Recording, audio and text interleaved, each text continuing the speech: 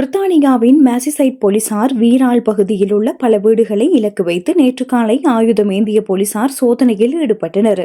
நேற்று காலை ராக்பெரி பகுதியில் உள்ள மோக்ராஃப்ட் ரோட் வீதிக்கு ஆயுதம் ஏந்திய போலீசார் குவிக்கப்பட்டதை அடுத்து அப்பகுதி மக்கள் அச்சமடைந்திருந்தனர்.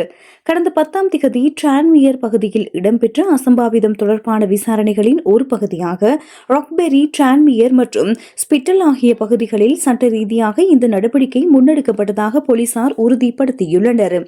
இந்த அதிரடி சோதனையின் போது சட்டவிரோத ஆயுதங்களை பயன்படுத்தியமை, கடத்தல் மற்றும் தீவிர தாக்குதல் ஆகிய குற்றச்சாட்டுகளின் கீழ் 58, 36 மற்றும் 29 வயதுடைய 3 ஆண்கள் கைது செய்யப்பட்டுள்ளனர்.